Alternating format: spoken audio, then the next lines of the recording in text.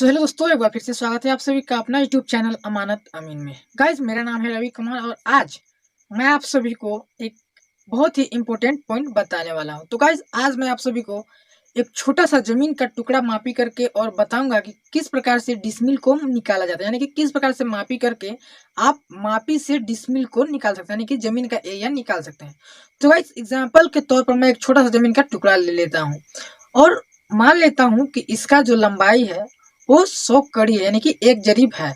इसका जो चौड़ाई मान लेता हूँ वो सिर्फ और सिर्फ 10 कड़ी है और ये जो जमीन है वो आयताकार है। गाइस, मैं ये सिर्फ आपको समझाने के लिए मान रहा हूँ और हाँ, इसके जरिए मैं आपको डिसमिल में किसी भी जमीन का एरिया निकालने बताने वाला हूँ।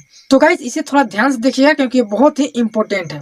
तो गाइस, जब हम किसी भी आयत का क्षेत्रफल निकालते हैं तो उसका फॉर्मूला होता है जो कि हम बहुत पहले पढ़ चुके हैं। उसका फॉर्मूला होता है लंबाई इंटू चौड़ाई, यानी कि लंबाई गुने चौड़ाई। तो गाइस, हमें यहाँ पे अभी कुछ भी नहीं करना है। जो जनरल फॉर्मूला होता है वो फॉर्मूला अपन लोग को यूज कर लेना है। मीन्स की लंबाई इंटू चौड़ाई कर लेना है, यानी कि 100 कड़ी इंटू 10, यानी कि आपका आ जाता है 1000, यानी कि 1000 वर्ग कड़ी।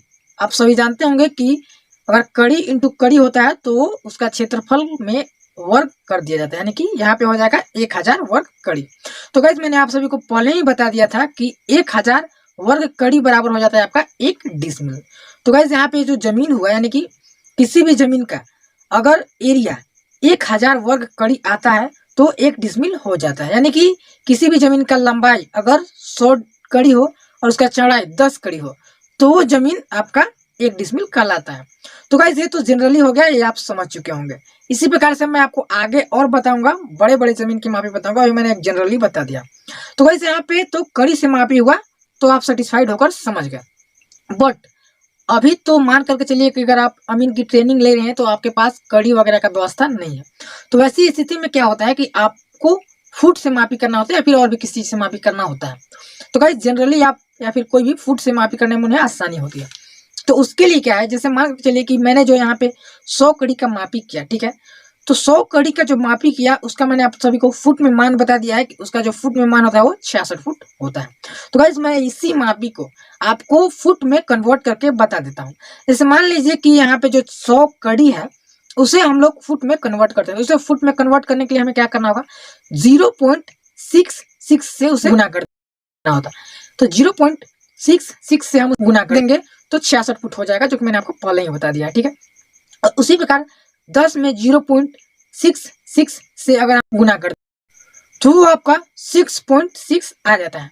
तो गाइस, अब इसका क्षेत्रफल निकालने के लिए हमें इन दोनों को गुना कर देना होगा, यानी कि 66 इंटू जो 6.6 है उसे गुना कर देना होगा। तो उसे गुना करने के बाद आपका आता है 435.6 वर्ग फीट, यानी कि 435.6 वर्ग फीट आता है।